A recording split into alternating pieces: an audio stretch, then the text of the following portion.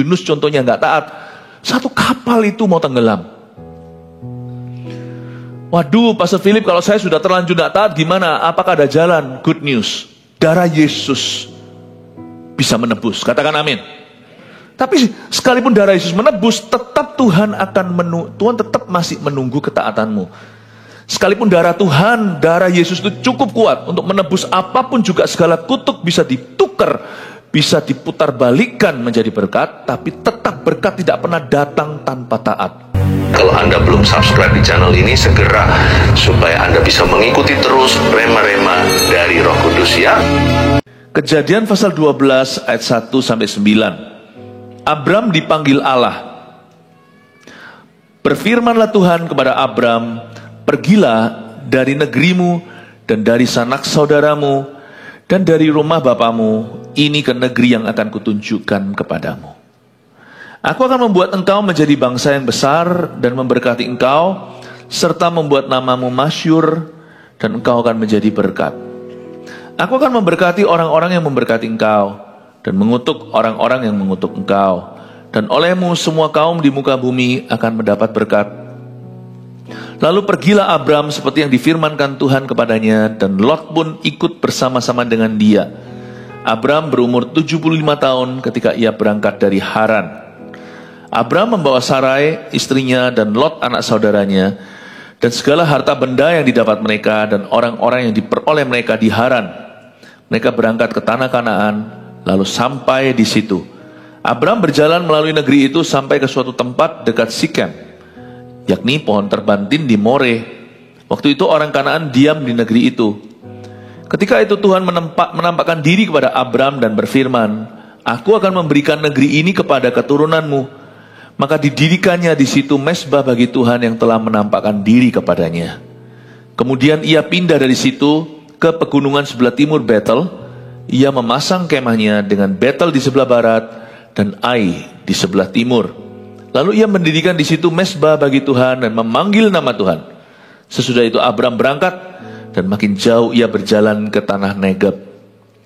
Saya yakin di awal tahun ini Tuhan mau mengurapi iman kita. Beriman itu gampang-gampang susah. Gampang karena yang kita imani adalah Tuhan, Tuhan tidak pernah berubah. Susah karena kita ini berubah-ubah. Iman itu harus dijaga. Lebih dari segala harta benda kita. Harta benda bisa dicari lagi kalau hilang.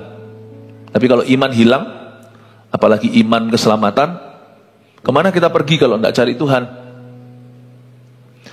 Iman itu sangat berharga. Tapi iman itu tidak kelihatan. Jadi yang kelihatan adalah ketaatan. Ketaatan adalah mezbah kita dengan Tuhan. Saya ajak kita untuk melihat bagaimana Abram taat. Dan seluk-beluk lika-liku ketaatannya itu patut kita pelajari karena relevan. Hidup kita juga penuh dengan lika-likunya. Dan Abram mengajari kita bahwa tidak harus jadi orang sempurna untuk taat sama Tuhan. Ketaatan dimulai dengan perkara sederhana atau perkara kecil dulu. Mari kita lihat sekarang ayat 1. Berfirmanlah Tuhan kepada Abram. Taat tidak sembarangan. Taat itu punya materi. Materi taat adalah firman. Tapi firman itu kan Kejadian sampai Wahyu. Sekarang kan kita punya Alkitab. Kita mulai dari mana? Makanya itu kita harus punya hubungan yang rutin dengan Tuhan. Baca Alkitab juga pasal per pasal. Karena kita tidak tahu harus mulai dari mana. Supaya nanti jangan sampai kita lihat Kejadian sampai Wahyu, bang tut jendela wawah. Ya nggak tahu nih anak-anak muda mungkin itu ya. Kayak untung-untungan gitu loh. Ini ayatnya harus rutin. Karena Tuhan itu teratur. Dan taat itu tidak boleh sembrono. Taat itu harus punya fondasi. Fondasi taat adalah firman. Firman itu ada macam-macam. Manifestasi firman salah satunya adalah firman yang kita rasakan, rema, yang melompat. Firman yang sifatnya kita dengar. Tapi semua itu pun punya fundamental. Dasar semua firman yang kita dengar adalah firman yang tertulis. Zaman Abraham belum ada firman tertulis. Jadi firman itu lamban. Abraham menerima firman ini setelah ayahnya mati. Abraham sendiri sudah tua. Dan ini firman kedua. Meskipun pasal 12 ayat pertama, Ini adalah firman yang dia dengar sebelum dia di Haran. Dia masih ada di Ur Kasdim, tanah kelahiran, yaitu di Mesopotamia. Abram ini sebelum namanya Abraham mendengar firman di tanah kelahiran. Kamu mesti keluar dari sini, ngikut aku. Tidak gampang, karena dia punya tradisi dan keluarganya penyembah berhala. Ada juga sembayangan yang dia nggak bisa tinggalkan. Apalagi papanya udah meninggal, dia punya tanggung jawab sebagai seorang anak laki-laki. Firman ketika datang dalam hidup kita, tidak tentu hidup kita dalam kondisi nyaman dan aman. Kalau Tuhan berfirman ya jangan ditawar. Jangan cintai tradisi, jangan cintai keluargamu, jangan cintai pekerjaanmu atau apapun lebih daripada Yesus Kristus. Kalau Tuhan ngomong, jalankan. Tuhan tuh gak pernah salah dan Tuhan tidak mencelakakan. Makanya itu kita gak bisa taat sama firman kalau kita gak punya iman. Karena kita harus percaya kalau Tuhan yang berfirman itu setia. Kita juga harus yakin kalau Tuhan berfirman itu benar. Dan Tuhan itu paling punya hak. Tuhan berhak lebih dari nenek moyang kita. Nenek moyang kita tertua adalah Allah pencipta kita. Berfirmanlah Tuhan kepada Abram. Ini kedua kali. Di-repeat sama Tuhan. Suatu firman kalau di-repeat 2 kali dalam hidupmu, please jangan negosiasi. Kalau Tuhan sudah ngomong sekali lagi, Tuhan tidak perlu ngomong 3 kali. Mari kita buat goal tahun ini, cara kita taat sama Tuhan itu sekali Tuhan bicara langsung kita melakukannya. Gak usah perlu disentil lagi, gak usah perlu pakai tali les dan kekang seperti keledai kalau tidak ditendang. Kalau kita ikut Tuhan itu, Tuhan sekali bicara aja jalankan. Kalau enggak kita buang-buang waktu orang, buang-buang waktu sendiri, buang-buang waktu Tuhan. Berfirmanlah Tuhan kepada Abram, pergilah dari negerimu dan dari sanak saudaramu. Garis bawahi itu, karena ini perlu. Pesan Tuhan itu selalu spesifik. Kalau Tuhan memberi kita instruksi, tidak pernah ada missing detail-detailnya. Karena itu orang kalau ikut Tuhan juga harus jeli, tidak boleh asal-asalan. Nubuatan itu ada yang namanya sifatnya luas. Oh, Tuhan akan selamatkan negerimu. Tapi instruksi itu selalu berupa hikmat. Dan hikmat itu selalu spesifik. Pergilah dari negerimu, disuruh keluar dari geografi tertentu, disuruh meninggalkan Mesopotamia. Ini ayat tidak bisa diterapkan mentah-mentah. Oh, pergilah dari Indonesia, siapa disuruh pergi ke luar negeri? Nggak tentu, tetapi ada pula orang yang dipanggil Tuhan untuk pindah. Tapi nggak hanya sampai kepada tanah. Dia berkata, kamu juga harus keluar dari sanak saudaramu. Kamu harus keluar dari sanak saudaramu. Kamu bukannya putus hubungan sama mereka, tetapi aku membawamu ke sesuatu yang lain. Khususnya kamu, hai Abram, kamu tidak akan melanjutkan pekerjaan orang tuamu. Ini tidak boleh diterapkan mentah-mentah. Sebagian di antara kita dapat perintah dari Tuhan, Roh Kudus menuntun kita untuk melanjutkan pekerjaan Papa. Tapi ada pula yang dipanggil Tuhan keluar. Abramlah salah satunya. Kamu harus keluar dari sanak saudaramu, bukan hanya dari ayah atau rumah papamu, tapi kamu juga harus meninggalkan sanak saudara. Itu berarti kamu tidak boleh bawa siapa-siapa. Aku bawa kamu keluar itu alone, sendiri, orang-orangan. Nah, sekarang saya kasih bocoran. Kenapa dia bawa Lot? Tuhan udah jelas loh ngomongnya. Kalau Tuhan kasih instruksi itu tidak akan kasih ruang tidak akan ada ruang abu-abu di mana kita bisa improvisasi. Kalau Tuhan kasih perintah, perintahnya itu nyata. Nggak mungkin Tuhan tuh kasih satu kesempatan untuk kita itu blunder di sana. Kalau ada blunder itu pasti simply disobedience, itu pasti ketaatan yang vulgar. Abram sekalipun bapak iman, bapak orang beriman, tapi dia juga nggak sempurna. Awal mulanya dia berjalan dalam kompromi. Disuruh pergi dari negeri, disuruh meninggalkan sanak saudara, bawa Lot lagi. Coba kita baca lagi, pergilah dari negerimu dan dari sanak saudaramu dan dari rumah bapamu ini ke negeri yang akan kutunjukkan kepadamu. Tuhan mau memulai sesuatu yang brand new, sesuatu yang sangat baru dengan Abram, tapi Abram bawa Lot. Suatu pesan hari ini untuk kita cerna, please jangan kasihani atau sayangkan apa yang Tuhan suruh tinggalkan. Suatu rema di hati saya yang saya sharekan. Kalau Tuhan bilang tinggalkan, jangan kau sayangkan. Baik itu bentuknya dosa, kebiasaan buruk, kalau Tuhan berkata leave, pergi, hengkang. Jangan seperti istri Lot nanti, noleh ke belakang, jadi tiang garam. Orang yang jadi tiang garam sudah gak bisa jadi garam dunia. Karena dia sudah jadi tiang, gak mengasinkan. Mati potensi ilahimu. Jangan kau sayangkan, jangan kau pegangi hal-hal tertentu, baik itu secara fisik.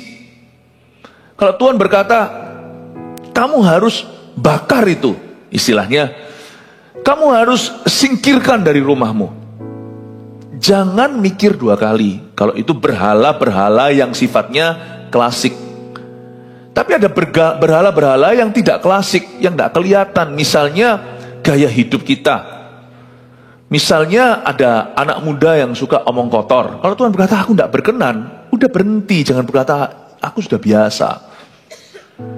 Atau mungkin selingkuhannya itu bukan barang, benda, berhala yang bisa dihanguskan. Tapi kita harus meninggalkan praktek-praktek yang menyakiti hati Tuhan.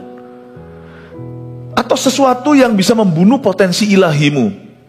Dalam hal ini Abraham adalah kemenakannya sendiri. Tuhan dengan jelas sudah berfirman, kamu harus tinggalkan sanak saudaramu. Itu berarti kan termasuk kemenakan. Ngapain malah dibawa ke Kanaan? Please, jangan kasihan kalau Tuhan bilang tinggalkan. Kadang-kadang kita juga tidak mau meninggalkan pergaulan kita. Padahal kita tahu itu toksik sekali. Padahal istri sudah ngoceh. Aku gak suka loh kamu itu pergi minum-minum sama itu. Istriku. Tapi Tuhan juga bicara sama Abraham nantinya. Kamu dengarkan Sarah. Soal Hagar itu loh. Usir dia. Kadang-kadang Tuhan juga bisa memakai kecerewetan atau kerewelan pasangan Anda.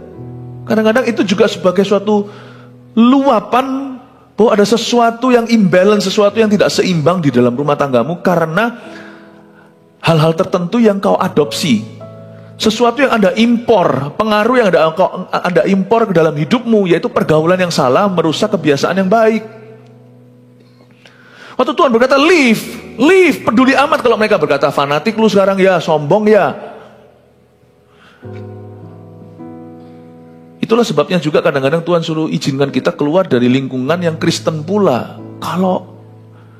Kalau lingkungan tersebut, baik itu social club, baik itu persekutuan, baik itu perhimpunan anak-anak Tuhan, tapi yang sungguh-sungguh negatif, tapi yang bisa membuatmu stagnan dan justru menarikmu turun. Atau Tuhan berkata tinggalkan, sana jangan sungkan. Karena sungkan sama manusia itu berarti gak sungkan sama Tuhan. Karena sungkan sama Tuhan itu bisa berarti kita harus tega sama orang. Tega dalam hal ini bukan kita menyakiti mereka. Tega dalam hal ini adalah kita harus meninggalkan mereka. What is it in your life di tahun 2025 ini? Ada apa yang memang Tuhan katakan kamu harus pergi dari situ, dan kita masih, bahasa Ibraninya, gandoli. Kita masih terus pegang erat-erat, padahal Tuhan berkata lepaskan, keluar dari Babel, keluar dari apa yang tidak berkenan, keluar dari yang najis. Kita ini manusia kadang-kadang disinilah kelemahan kita. Kita itu seringkali sayangkan yang Tuhan suruh kita jelas-jelas harus tinggalkan. Ayat 2, aku akan membuat engkau menjadi bangsa yang besar dan memberkati engkau, serta membuat namamu masyhur dan engkau akan menjadi berkat. Baru ayat 2 ada janji, aku akan membuat kamu besar. Sebelum kita bisa dibuat besar oleh Tuhan, besar di sini tidak tentu, oh aku jadi kaya raya, sukses versi dunia, bukan ya. Besar di sini adalah besar di tangan Tuhan, besar di mata Tuhan. Aku akan membuat engkau menjadi bangsa yang besar. Kalau bangsa Israel ada janji multiplikasi. Kamu baru akan mengalami pertumbuhan ilahi, kamu akan mengalami pertambahan yang tidak terhingga setelah kamu pergi dari negerimu. Sebelum kamu meninggalkan situ, kamu akan jadi ordinary, jadi biasa, bahkan jadi stagnan, tidak bertumbuh. Aku akan membuat engkau menjadi bangsa yang besar, itu baru ayat 2. Janji itu mengikuti perintah, ketaatan lebih dulu, baru glory, baru kemuliaan. Tahukah ketaatan yang tertunda itu kemuliaan yang tertunda? Kita menunda ketaatan 1 tahun lagi, kemuliaan Tuhan juga tertunda 1 tahun lagi dalam kehidupanmu. Tidak tentu taat berujung mujizat, tidak tentu taat berujung berkat, aku tahu. Tapi taat pastilah 100% berujung penyertaan Allah. Dan penggenapan janjinya 100% itu. Aku akan membuat engkau menjadi bangsa yang besar dan memberkati engkau, serta membuat namamu masyhur.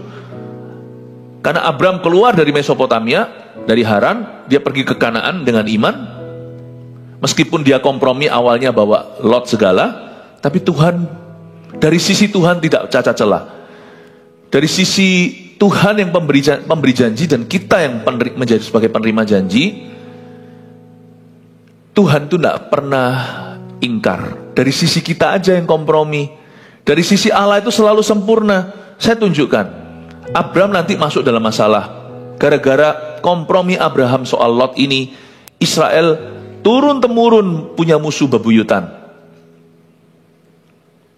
Keturunan Lot namanya Ammon dan Moab. Lahir dari incest, hubungan ayah yang tidur dengan 2 putrinya. Menjijikkan. Gara-gara Abram membuka celah, pintu tidak tertutup sampai ratusan keturunan. Tahukah Anda, tempat Anda tidak taat, tempat itu akan menjadi tempat kutuk turun-temurun dalam kehidupan. Bukan hanya kehidupanmu, kehidupan orang-orang yang berkenaan dengan Anda. Yunus contohnya nggak taat, 1 kapal itu mau tenggelam. Waduh, Pastor Philip, kalau saya sudah terlanjur nggak taat, gimana? Apakah ada jalan? Good news, darah Yesus bisa menebus. Katakan amin. Tapi sekalipun darah Yesus menebus, tetap Tuhan tetap masih menunggu ketaatanmu. Sekalipun darah Tuhan, darah Yesus itu cukup kuat untuk menebus apapun juga, segala kutuk bisa ditukar, bisa diputar balikan menjadi berkat, tapi tetap berkat tidak pernah datang tanpa taat. Saya mau tunjukkan di sini dari sisi kasih karunia, bahwa sekalipun Abramnya cacat celah, ketaatannya itu ada cacatnya, ada nodanya, tapi Allah tidak ada salahnya. Tuhan ketika melihat Abram akhirnya sungguhan keluar dari negerinya, sekalipun bawa salah seorang sanak saudaranya, Tuhan tetap akhirnya membuat nama Abram menjadi masyhur sesuai janjinya. Even when we are not faithful, ketika kita tidak setia, Tuhan kita itu tetap setia. Sekalipun kita nggak setia, Tuhan setia. Jadi hari ini kalau ada janji digenapi, itu bukan karena Anda setia, itu karena Tuhan setia. Tuhan itu kayak ngefur gitu loh, kayak ngalah. Sekalipun ketaatan Abraham boleh dikatakan hanyalah setengah, penggenapan janji Tuhan itu tetap sepenuhnya. Tuhan membuat nama Abraham masyhur, dan engkau akan menjadi berkat. Keturunan Abraham namanya Yesus Kristus menjadi keselamatan bagi bangsa-bangsa. Engkau akan menjadi berkat. Your seed will become a blessing, atau benihmu akan menjadi berkat bagi bangsa-bangsa itu sungguhan, dan digenapi dalam Yesus Kristus. Dan nama Abraham memang menjadi masyhur, bukan hanya nama Yesus. Nama Yesus adalah satu-satu namanya, satu-satu nama di bawah kolong langit yang bisa menyelamatkan umat manusia. Tapi secara manusia, nama manusia yang paling merangkul berbagai umat itu nama Abraham. Nama Abraham ini direspek sama 3 umat terbesar di dunia. Ya, pertama-tama tentunya Yahudi. Lalu habis itu Kristen, umat Kristen, dan umat Muslim. Ini nama direspek sama 3 kemah ini. Benar-benar selain nama Yesus, nama yang betul-betul mendunia, yang bisa dihormati oleh berbagai umat beragama, itu nama Abraham. Tapi Yesuslah satu-satunya nama keturunan Abraham itu yang bisa menyelamatkan kita dan membawa kita masuk surga. Tuhan genapi. Saya mau tunjukkan lewat ayat 2 bahwa our God, Tuhan kita faithful, loyal dan setia. Saya tunjukkan cacat celahnya Abraham dulu. Bapak orang beriman ternyata gak beriman-iman banget. Tetap Tuhan genapi selama ada iman sebiji sesawi. Kabar baik untuk Anda dan saya 2025, janji Tuhan dalam kehidupan kita. Tahun ini dengan tema Tahun Kemenangan, Tahun Berkat Internasional, itu akan digenapi bukan karena Anda cukup bagus, tapi karena Tuhan sangat setia. Katakan amin, berikan tepuk tangan untuk Tuhan Yesus. Ayat 3. Aku akan memberkati orang-orang yang memberkati engkau dan mengutuki orang-orang yang mengutuk engkau. Tunggu di situ.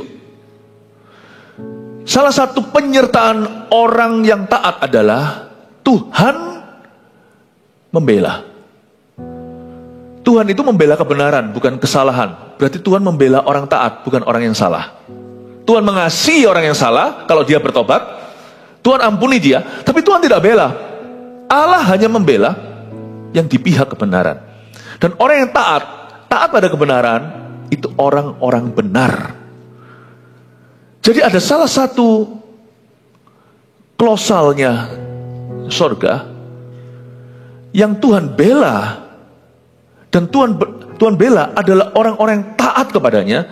Dan Tuhan berkata, aku akan memberkati orang yang memberkati engkau. Siapa berkati kamu? Aku berkati orang itu. Siapa kutuki kamu? Aku akan kutuki orang itu. Jangan heran kalau ada orang benar lalu kita bicara yang salah tentang orang benar. Makanya itu sebelum kita lontarkan tuduhan, selidiki materi. Jangan-jangan kita menginjak kaki yang salah. Saya kasih contoh ya, yang praktis ya. Dalam kehidupan rohani seseorang. Misalnya ada satu orang Kristen yang suam-suam kuku atau bayi rohani. Tapi dia nggak responsibel, dia kurang bertanggung jawab dengan kata-kata. Tahukah sebagian besar dosa mendukakan Roh Kudus itu adalah mulut. Sebagian besar. Ini bukan menghujat Roh Kudus yang nggak bisa diampuni. Dosa grieving the Holy Spirit itu sebagian besar itu lewat mulut. Misalnya nih, saya adalah orang Kristen yang masih belum dewasa rohani. Lalu habis itu saya melihat seorang saudara seiman atau seorang hamba Tuhan yang tanpa saya tahu hidupnya mungkin lebih benar dari saya. Ya. Dan juga saya bisa aja merasa benar sendiri, tapi hidupku itu belum berkorban seperti apa. Kalau mau dihitung dalam neraca, ditimbang, pengorbanan orang itu melebihi saya. Contoh ya. Lalu saya nggak sengaja, saya rasan-rasan, saya ngomong-ngomong buruknya orang, dan lalu saya serang-serang, pada tanpa saya benar-benar memahami apa yang terjadi. Saya hanya kena provokasi misalnya. Lalu habis itu ketika saya lakukan itu, tanpa saya sadari, saya mengutuki orang yang benar atau minimal lebih benar dari saya. Ada tiba-tiba keesokan harinya, saya merasa kering rohani. Gak usah heran, karena kutuk itu kembali ke dirimu sendiri. Mukul sendiri. Sehingga kita mengalami kayak seolah-olah seperti kering kerontang. Doa-doanya gak dijawab. Bukan Tuhan marah, karena apa yang kau lakukan itu dengan mengutuki orang yang benar atau orang lebih benar daripadamu, itu Anda menutup pintu berkatmu sendiri. Seperti tiba-tiba semua palang besi dalam hidup kita. Itulah sebabnya kalau kita memang orang yang taat pada Tuhan, jangan membalas yang jahat dengan yang jahat. Karena orang jahat udah punya imbalannya sendiri. Kejahatannya akan tertumpah ke atas kepalanya sendiri. Kita itu terus saja kejar perkenanan Tuhan. Mari kita bergerak dari taat ke taat. Gak usah gubris orang lain lakukan apa. Karena ada ayat di ayat 3, Tuhan akan memberkati orang yang memberkatimu selama hatimu berkenan kepada Allah. Dan Tuhan akan mengurusi orang yang mengutukimu. Dan olehmu semua kaum di muka bumi akan mendapat berkat. Saya kasih sedikit juga a touch of history. Saya kasih sedikit pesan sejarah. Sebenarnya keturunan Abraham ini, yaitu orang-orang Yahudi, hari ini Israel, tetap masih ada dalam perjanjian Tuhan dengan nenek moyangnya, Abraham, Ishak, dan Yakub. Saya tidak akan masuk ke politik praktis karena itu bukan urusan saya sebagai hamba Tuhan. Tapi hari ini Israel nggak bisa dimusnahkan, karena Israel ada di dalam nubuatan Allah sampai kitab Wahyu. Benar salah mereka itu nanti urusan nanti. Tapi saya sebagai seorang pembawa firman, saya harus mengupas apa kata Tuhan tentang umat perjanjian lama. Dan saat ini juga mereka masih ada di perjanjian baru. Dan Tuhan akan ada waktunya nanti di kitab Wahyu dijelaskan kebangunan rohani untuk mereka setelah kebangunan revival untuk bangsa-bangsa diselesaikan. Israel nggak bisa hancur apapun terjadi. Mau seluruh internasional melawan juga nggak bisa. Kenapa? Kalau sampai Israel hancur, keturunan Abraham, saya sendiri akan goyang sama Tuhan. Kalau Tuhan ternyata sudah janji sama Abraham, lalu nanti Tuhan ingkar janji, mana saya bisa percayakan anak saya kepada Tuhan kalau suatu hari Tuhan ingkari? Israel nggak mungkin hancur karena Tuhan setia pada Abraham. Makanya saya tidak perlu kuepangkan anak saya kemana-mana kecuali ke Tuhan Yesus. Udah terbukti, jikalau hal-hal yang lainnya hanyalah superstisi, tak teruji. Coba lihat keturunan Abraham, Ishak dan Yakub itu sampai hari ini mau ditekan, mau dihancurkan, dibinasakan. Tahun 40 sekian oleh Jerman, Holocaust pun terjadi, pembunuhan massal. Gak bisa, tempat kecil itu persis di timur tengah di seluruh dunia, itu mau dipites pun gak binasa. Saya lihat itu, saya ingat anak-anak saya, dan saya berkata, kalau anak Abraham dipelihara, karena Abraham menyembah dia, I will worship, saya akan menyembah Tuhan Allah Israel, karena anak-anakku aman. Abraham sudah mati, keturunannya dipelihara. Anakku tidak perlu dikuepangkan ke kiri kanan, ku kasih ke Tuhan. Karena Tuhan membuktikan. Kalau Tuhan bisa setia pada hamba-hambanya di perjanjian lama, Tuhan bisa setia pada hamba-hambanya di perjanjian baru. Tuhan berkata, aku akan memberkati yang memberkati engkau. Yunani, ya, negara Yunani, Greece itu defile the temple. Apa itu defile? Itu jadi menajiskan bait suci. Mereka langsung ditelan sama Roma. Kaisar Romawi menganiaya orang-orang Kristen Yahudi, hancur di tangan Viking. Viking yang sekarang menjadi cikal bakal beberapa negara di Eropa. Mulai masuk ke dunia Eropa, Spanyol, Polandia. Lalu yang paling maksimal yaitu Jerman tahun 40 sekian, aniaya terhadap bangsa Yahudi, persis seperti di zaman Esther, yaitu namanya Haman, tapi ini Hitler. Mereka hendak memunahkan bangsa Yahudi. Gak bisa, bukan masalah orang Yahudi itu baik, bukan. Tapi kalau siapa bisa memusnahkan bangsa Yahudi, dia berarti bisa meng-cancel janji Tuhan. Gak bisa. Jatuhlah Jerman, dibom sama Amerika. Ya, zaman Jepang, Hiroshima, itu kan perang dunia kedua. Lalu habis itu England, dulu negara adik kuasa, semua adalah British colony. Tahun 48 mereka bantu untuk menjadikan Israel sebagai suatu negara. Lalu gak lama setelah itu mereka semacam putus hubungan dengan mereka, gembos langsung. Inggris bukan menjadi yang terutama, lalu Amerika goyang. Saya tidak tahu sekarang di zamannya Trump kembali nilai-nilai yang sifatnya konservatif, konvensional, keluarga, family. Gak perlu seorang presiden Kristen, tapi menegakkan apa yang merupakan kebenaran dan keadilan. Dan terhadap Israel, mereka simpatik. Ini bukan ngomong tentang politik praktis. Perang-perangannya, semua umat manusia dicinta Tuhan.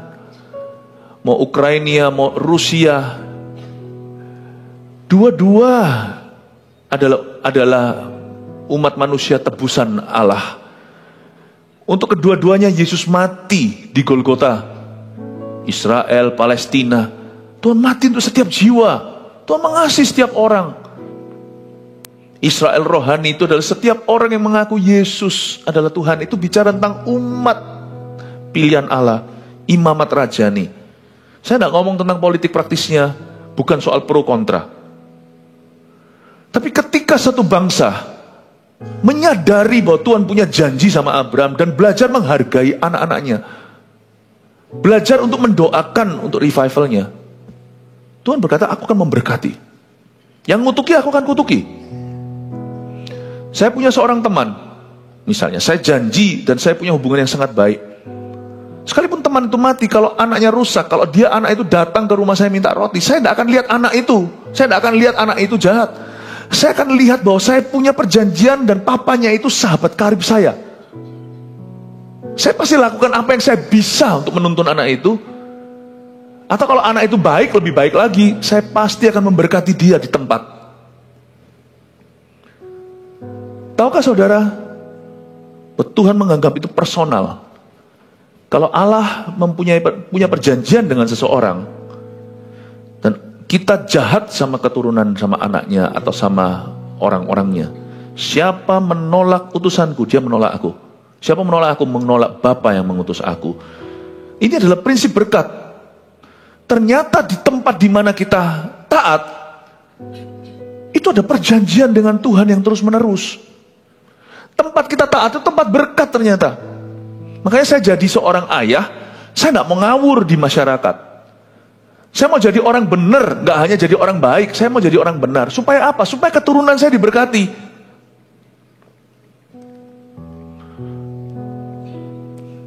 Pada waktu saya mengalami didiagnosa tahun lalu, saya didiagnosa penyakit yang ganas, tapi sembuh puji Tuhan.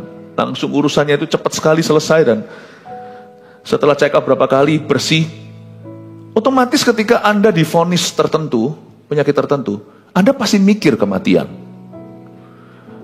Sungguhan loh di hati saya itu, waktu saya ngalami itu, saya tidak ada penyesalan.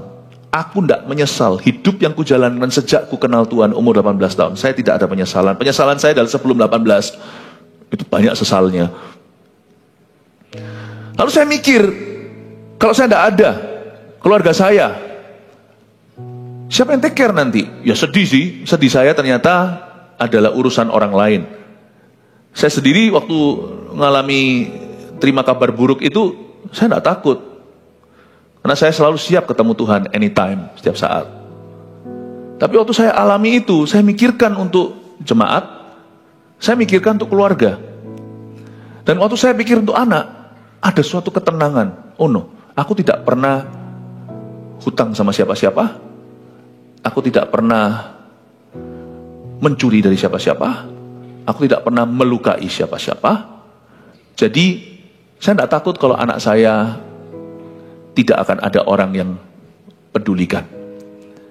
Gak mungkin lah. Saya mikir kalau sampai saya tidak ada, anak-anak saya ngetuk pintu Anda, minta roti, masa tidak Anda kasih? Gak mungkin. Karena kalau papanya hidup dalam ketaatan, anaknya akan hidup dalam perjanjian. Tapi saya tidak mungkin, saya ngomong sama diri sendiri waktu itu, anakku tidak akan ketuk pintu minta roti. Kami sudah didik mereka, ajari, supaya mereka berdikari dan mandiri. Tidak selalu minta bubur atau nasi lembut dari seseorang. Tidak akan minta dibelas kasihani. Anak-anak sendiri harus belajar berdiri di atas kedua kaki mereka. Belajar taat sama Tuhannya. Dan juga punya kemampuan-kemampuan agar mereka selalu bisa berjalan di dalam kemenangan. Waktu saya ngalami ini, saya mikir, gak mungkin lah keturunanku ditinggalkan sama orang. Gak mungkin. Makanya itu saya gak mau ngawur hidup sebagai laki-laki. Saya gak mau. Saya gak boleh egois. Dosa itu bukan melakukan sesuatu yang salah. Sebelum itu dosa itu adalah selfishness atau keegoisan.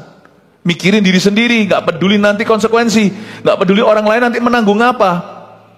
Tapi kalau kita mau hidup taat itu salah satu motivasi kita. Tentunya yang pertama adalah takut akan Allah. Tapi motivasi kita yang lain adalah supaya keturunanku diberkati. Supaya orang-orang yang ada di hidupku diberkati Tuhan. Supaya mereka tidak kena kutuk karena aku, tapi supaya mereka terciprat berkat karena diriku. Kalau kita hari ini sebagai pria contohnya, kita mau hidup benar. Kita tidak mau makan uang orang lain. Kita tidak mau gampangin hutang sana sini, karena hutang itu bisa diwariskan. Kita tidak gampangin uang bank. Kita juga tidak mau terus melakukan suatu perbuatan yang asusila, supaya anak kita tidak dapat labelnya padahal kita yang berbuat jahat. Supaya jangan sampai anak kita menanggung sesuatu yang bukan dosa mereka. Hari ini kita kalau mau hidup benar, salah satu motivasinya adalah demi keturunan kita.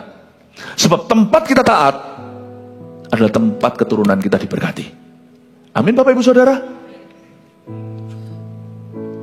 Saya tahu kutuk itu bisa dipatahkan, tapi bukanlah tidak mudah, bukanlah tidak akan terjadi tanpa perang. Misalnya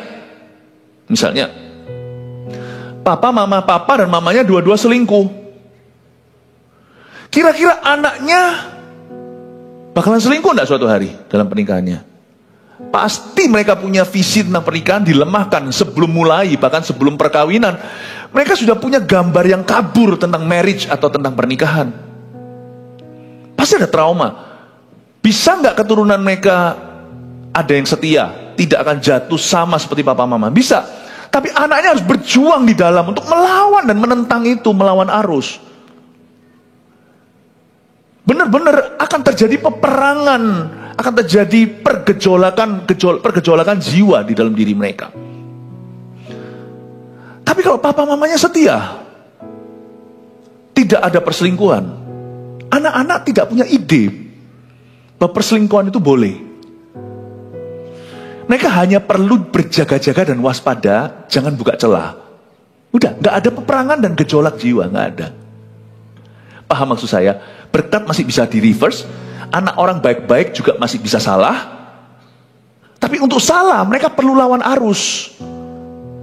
Tapi anak orang yang salah, untuk benar mereka perlu lawan arus. Nah sekarang tentukan arusmu. Semoga Anda bisa mikir ya pagi-pagi. Kalau suami istri sama-sama salah, anaknya untuk benar itu perlu lawan arus. Papa mamanya kalau benar, anaknya mau benar itu tinggal ikut arus. Untuk dia mau salah itu harus lawan arus. Dia harus pecahkan telur dulu, icebreaker dulu. Papa mamanya nggak selingkuh, dia harus memulai sejarah perselingkuhan untuk pertama kali. Dan perlu anak nekat untuk lawan arus itu. Jadi selalu ada kemungkinan, tapi kesempatannya kecil. Tapi kalau orang tua salah dulu, tempat mereka taat diganti dengan tempat ketidaktaatan, maka anak-anaknya itu untuk benar itu harus berdarah-darah. Harus itu. Papa mama nggak dugem, anaknya mau dugem harus sembunyi-sembunyi. Tetapi papa mamanya dua-dua dugem. Kalau sampai anaknya nggak ngikuti tapak kaki dan tidak dugem pula, itu masyarakat tepuk tangan berkata, wow, ini anak luar biasa. Kesempatannya kecil untuk dia nggak jatuh di dosa yang sama. Saya jadi ngerti, aku akan memberkati orang yang memberkati engkau, mengutuk orang yang mengutuki engkau. Bahkan keturunanmu, olehmu semua kaum di muka bumi akan mendapat berkat. Ini dahsyat. Tanamkan di dalam hatimu bahwa taat itu ternyata adalah tuaian. Bukan hanya taburan. Kau menabur, tuaiannya itu akan terus menerus. Sebagai seorang wanita juga sama. Kalau Anda mau salah, mikir 2 kali. Apalagi seorang ibu selalu sayang anak-anaknya. Kita aja sebagai laki-laki harus mikir 100 ribu kali mau salah. Kalau kita masih pedulikan keluarga kita. Pikirkan orang lain, kemungkinan besar Anda akan urungkan niat Anda untuk berdosa. Karena dosa bermula dari ini. Gelap mata, kalap jiwa. Ketika kita hanya memikirkan diri sendiri, tak peduli konsekuensi. Di situ kita langsung mengambil keputusan terbodoh di hidup kita yang merusak masa depan banyak orang, khususnya keturunan. Tuhan berjanji, seperti Abram, orang yang taat, turun-temurun akan melihat berkat. Apakah berarti selalu mulus tidak ada masalah? Tidak, tapi akan selalu melihat penyertaan Allah di setiap masalah yang harus mereka hadapi. Tuhan tidak akan pernah absen dalam kehidupan keturunannya. Siapa mau keturunannya diberkati? Berikan tepuk tangan untuk Tuhan. Lalu pergilah Abram seperti yang difirmankan Tuhan kepadanya, dan Lot pun ikut bersama-sama dengan dia. Lot dibawa akhirnya. Abram berumur 75 tahun ketika ia berangkat dari Haran. Dia umur 75, jadi taat itu tidak kenal usia. Katakan taat tidak kenal usia. Karena itu saya percaya taat juga nggak kenal usia dini. Dari sejak kecil mereka harus belajar Bible study, jangan lupa. Saya ulangi, dari sejak kecil mereka harus diperkenalkan dengan firman Tuhan dan Roh Kudus. Taat juga nggak kenal usia tua, nggak ada usia lanjut. Taat itu selalu hari ini, nggak peduli umur Anda sekarang. Abram berumur 75 tahun ketika ia berangkat dari Haran. Abram membawa Sarai istrinya dan Lot anak saudaranya, dan segala harta benda yang didapat mereka dan orang-orang yang diperoleh mereka. Ayat 5 ini semua benar, bahwa istri so pasti, karena suami istri adalah satu. Ketika seorang suami dipanggil melakukan sesuatu, istrinya otomatis ikut, otomatis nurut. Ketika seorang istri berdoa dan membangun kerohaniannya, suaminya agak lelet, agak ketinggalan di belakang, karena suami merasa yang doa itu gak apa-apa, itu nyonyaku aja yang pelayanan.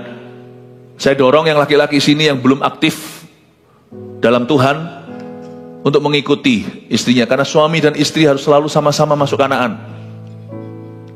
Istriku yang rohani, istriku yang PPCG, suaminya datang aja kagak, datang aja enggak. Mulai sekarang, kalau istri Anda memang mimpin, punya karisma, Anda jangan merasa seperti kelas 2. Tuhan kasih urapan itu mungkin karena Anda absen, tapi ketika Anda aktif nanti suami istri akan saling melengkapi seperti Priscilla dan Aquila. Bukan sama-sama salah seperti Ananias dan Safira. Jangan delegasikan kerohanian atau mendidik anak dalam Tuhan itu kepada istrimu saja. Suami istri harus bersama-sama. Suami istri Abram dan Sarah harus sama-sama masuk ke Kanaan. Istri juga harus mau tahu kerjaan suaminya sekalipun gak ikut ke kantor. Minimal tanya, apa sayang yang harus aku doakan? Apa Pak? Ya, mungkin tanya sama suaminya, bagaimana mama harus berdoa. Bangun kebersamaan suami dan istri, jangan sendiri-sendiri. Jangan ada divisi rohani itu kamu, divisi money itu aku. Sama-sama, setelah money coming in, namanya income kan, incoming kan. Lalu doa suami istri itu mau diinvest di mana kalau memang Anda punya kebebasan, Anda tidak lagi berada di dalam lilitan hutang. Suami mungkin bisa bawa uang, tapi istri juga harus bantu mikir ini nanti mau ditabung di apa. Biasanya suami istri yang kompak gitu nggak mungkin jatuh ke yang namanya scam yang kayak modus-modus, yang money game dan sebagainya, nggak akan. Itu masih akan ada lagi nanti tahun ini, tahun depan masih muncul lagi. Tapi suami istri kalau kompak biasanya kan diluputkan dari gitu-gituan. Biasanya gitu, yang gitu itu adalah yang punya uang dapat uang, lalu habis itu spion kirinya dapat, spion kanannya mati, atau spion kanannya terima uang, spion kirinya buta. Biasanya nanti dapat uang, bocor uang. Suami istri kalau kompak, itu uang akan tinggal di rumahmu. Dia tidak akan lari kemana-mana. Itu uang tiba-tiba nggak ada sayapnya. Tapi uang itu ada tangganya, bukan ular dan tangga, itu dibawa Tuhan naik nanti. Jangan berkata, istriku tahu apa. Paling tidak dia tahu hatimu serakah. Jangan Pak, aku kok nggak serak ya. Ini kayak gini-gini tuh, hulu hilirnya nggak kelihatan loh prosesnya apa, cuman menjanjikan bunganya itu segede langit. Lu tahu apa? Dia jalankan karena teman-temannya. Orang buta menuntun orang buta, sama-sama jatuh dalam scamming. Suami istri kalau satu-satu ke Kanaan itu berkatnya banyak. Tapi juga jangan Kanaan itu selalu diartikan berkat-berkat jasmani doang atau berkat materi. Kanaan yang terutama itu adalah kerohanian. Seringkali suami yang lelet di belakang. Ayo nyusul dong. Jangan melihat dirimu sebagai, aku bagian duniawi, kamu bagian rohani. Gak ada. Abram dan Sarah sama-sama. Ayat 5 itu betul semua. Dibawa semua harta bendanya yang didapat mereka. Gak ada yang berkekurangan. Orang-orang yang diperoleh mereka di Haran semuanya. Kecuali satu yang mereka gak boleh bawa. Ini yang salah di ayat 5 itu hanyalah kata Lot, anak saudaranya. Ya udah, lanjut. Abram berjalan melalui negeri itu sampai ke suatu tempat dekat Sikem, yaitu pohon terbantin di More. Waktu itu orang Kanaan diam di negeri itu. Kalau dia masuk ke Kanaan, dia langsung masuk ke tempat yang paling challenging. Coba katakan Sikem. Sikem itu adalah epicenternya Kanaan. Di tanah perjanjian, tengah-tengahnya dot tengah. Dot di tengah itu, Sikem. Kalau Anda mau taat, jangan cari yang nyaman. Jangan bahkan jangan cari yang aman. Kalau saya ditanya sama satu orang, saya kadang-kadang ditanya begini, saya nggak tahu kenapa saya selalu dikasih teka-teki. Ya, kalau teka-teki begini saya juga nggak tahu jawabnya. Ayo, ingat nggak saya siapa? Waduh, saya berkata saya bukan Tuhan Yesus. Karena teka-teki yang diberikan ke saya adalah gini, ayo, saya ada kabar, mau dengar kabar baik dulu atau kabar buruk dulu? Siapa yang pernah digituin sama orang? Saya pernah, kabar baik dulu, good news dulu atau bad news dulu? Saya selalu pilih bad news dulu. Bad news dulu. Apapun yang saya hadapi, saya langsung hadapi di tengah. Apapun pekerjaan yang saya lakukan, saya selalu selesaikan yang paling susah. Saya bukan tipe orang yang selalu cari yang mudah dulu, lalu yang kemudian pelan-pelan menanjak ke atas. Enggak. Mungkin kalau olahraga, iya, jangan ngotot di depan. Tapi pelan-pelan. Kerohanian bangun pelan-pelan. Bukan. Tapi kalau kita menyelesaikan sesuatu, menghadapi sesuatu, hadapi dulu yang paling susah. Daud tidak bunuh Filistin yang kate atau yang kerdil, yang kurcaci. Dia langsung bunuh Goliat, sisanya jarahan. Abram tahu prinsip ini. Sebagai orang yang taat, kita tahu penyertaan, kita tidak takut. Dan dia langsung datang ke negeri yang Tuhan janjikan. Arrive, langsung mendarat di tengah-tengahnya, di Sikem. Dan di pohon terbantin di situ. Dan orang Kanaan diam di negeri itu. Dia langsung masuk di tengah-tengah. Please do not avoid problems. Face them. Orang taat itu tidak alasan. Taat bukan kamuflase, taat bukan untuk menutup-nutupi sesuatu, taat itu bukan untuk mengundur sesuatu. Kalau kita mau taat sama Tuhan, langsung taat yang berat. Jangan pernah gini loh, aku lagi vaping, aku mau berhenti, pelan-pelan ya. Jangan pelan-pelan. Misalnya aku mau ngerokok, aku mau berhenti nih kebiasaan, atau aku memang suka mabuk-mabuk. Kalau Anda mau taat, taat yang berat langsung. Misalnya kalau yang suka mabuk-mabukan, minum-minum sama teman-temannya, langsung aja sudah. Kebalik aja, biarin langsung dirajam di tempat. Ngomong sama teman-temannya, aku nggak mau minum sama kalian lagi. Kalau kalian mau sama aku, ayo datang ke gereja. Bukan pelan-pelan. Dari minum-minum 3 kali, 2 kali seminggu diturunkan jadi 1 kali. You mau taat, langsung epicenter. Langsung jantungnya. Terus jantung masalahnya itu langsung kau tusuk. Langsung disikap. Langsung disentralisasi problema dan musuh. Amin Bapak Ibu.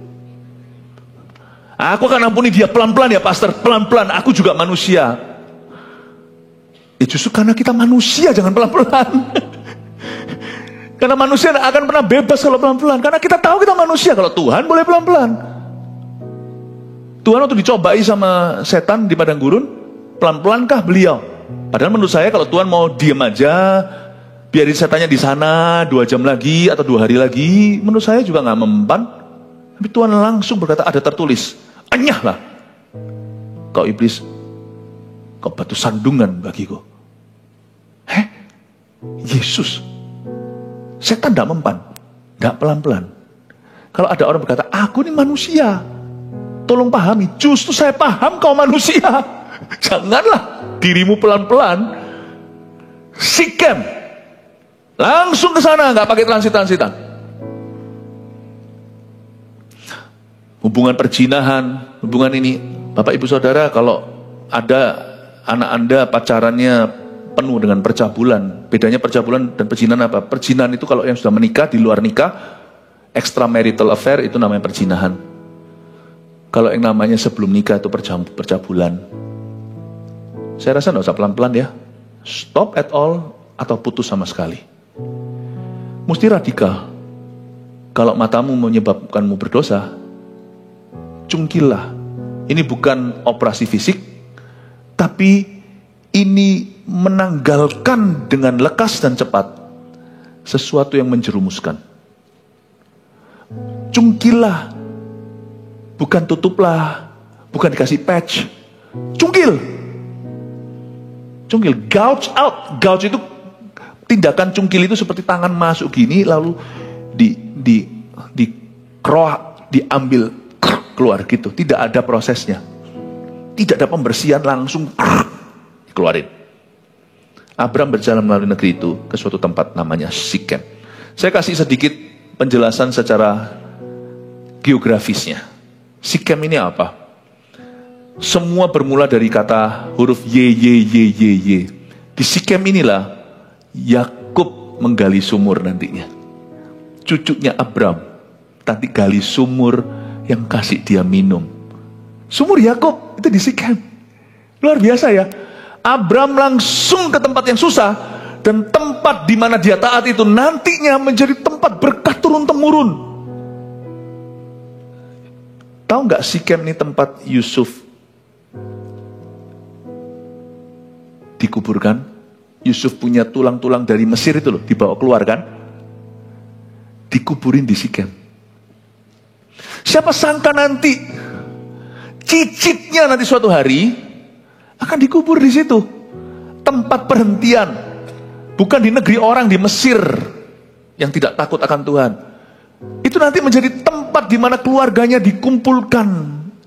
Ya, dalam kematian, siapa meninggal, lalu habis itu pasangannya, suaminya meninggal, suaminya ingin dikuburkan bersama dengan istrinya, itu tempat perhentian kan. Meskipun orang udah gak bisa kerasa karena orang sudah mati, tapi keluarga kan bisa elus-elus dada kalau semuanya misalnya kuburannya itu diobrak-abrik sama pencuri. Ini bukan hanya tulang Yusuf di sana, itu bicara soal peace for Abram's family, damai untuk keluarganya Abram. Yosua pernah bicara di Sikem, kalau Anda baca di kitab Yosua, as for me and my house, kalimat yang sangat terkenal, aku dan seisi rumah tanggaku, kami melayani Tuhan. Itu di Sikem. Yesus ketemu sama wanita Samaria, bertobat dari sana, titik terang itu. Seluruh Samaria bertobat, bahkan sebelum Yesus mati di Kalvari. Itu di Sikem. Tempat Yesus bertemu dengan wanita berdosa yang punya 5 laki-laki, bukan suaminya itu. Yakub, Yusuf, Yosua, Yesus. Dimulai dari A, ketaatan A, Abram. Langsung masuk ke Sikem. Susah memang. Tapi nanti bunganya itu luar biasa. Bunga taat itu tidak tentu ada di masa hidupmu saja. Bunganya itu loh. Taat itu capitalnya. Taat itu adalah, kalau kita pinjam uang di bank itu pokoknya. Lalu bunganya itu yang memberatkan kan? Konsep yang sama tapi terbalik. Taat itu dari sisi kita, pengorbanan itu pokoknya. Tapi bunganya itu loh, nya itu loh. Luar biasa. Karena itu orang yang taat itu punya visi. Saya enggak taatnya itu taat buta. Tuhan suruh kita itu taat memang sama Tuhan itu enggak usah bertanya. Tapi Tuhan kita tuh selalu menjelaskan bahkan apa yang kita enggak tanyakan. Kalau kamu taat itu kamu enggak pernah rugi. Kalau kamu taat padaku, taat pada firmanku itu, nanti ya bunga-bunga ketaatan itu akan kembali dalam hidupmu. Bukan berarti kita itu transaksi dengan Tuhan. Tidak. Saya taat, terutama tujuan, alasan saya taat adalah karena Yesus sudah membeli saya. Aku bukan milikku lagi, tapi Yesus hidup dalamku. Tapi taatku jadi penuh dengan harapan. Taat itu pertama-tama hanya karena kasih. Kalau kita mengasihi Tuhan ya kita taat. Tapi taat itu juga ada dimensi iman di dalamnya dan dimensi pengharapan. Iman, pengharapan, dan kasih. Dalam dimensi iman kita harus tahu kalau kita taat itu kita percaya bahwa kita melakukan apa yang benar dan apa yang sah. Pengharapan kita tahu what hope. Harapan apa yang terkandung dalam setiap ketaatan yang kita lakukan di dalam nama Tuhan. Saya percaya Tuhan, kalau aku taat, saya ingat Sikem. Aku taat di sini, susah memang. Tapi nanti di dalam hidupku akan terjadi. Ya Tuhan, gak apa-apa. Ternyata kalau saya lihat taat adalah investasi terbaik yang saya bisa lakukan di masa hidup saya. Taat pada Tuhan. Karena nanti itu akan menjadi tuayan yang tak terputus untuk anak cucu dan keturunanku. Saya berdoa supaya Anda semua kalau taat itu karena kasih. Jangan karena iming-imingnya. Tapi jangan buta waktu kau taat. Ketahuilah orang taat itu ada berkat tersendiri dalam Tuhan. Sebab tempat taat adalah tempat berkat. Tempat taat adalah tempat mujizat. Saya tahu Tuhan kita itu setia. Tuhan pasti akan menggenapi janjinya bagi setiap kita di tahun 2025. May your family and you be blessed. Semoga Anda dan keluarga serta keturunan Anda diberkati oleh Tuhan. 1 Petrus 4 ayat 7. Kesudahan segala sesuatu sudah dekat. Karena itu, kuasailah dirimu dan jadilah tenang, supaya kamu dapat berdoa. Saudara yang terkasih, terima kasih telah mendengarkan firman Tuhan hari ini. Jangan lupa untuk dukung terus channel ini dengan cara subscribe, like, share, dan juga komen, agar saudara kita yang lain juga boleh terberkati. Tuhan Yesus memberkati kita.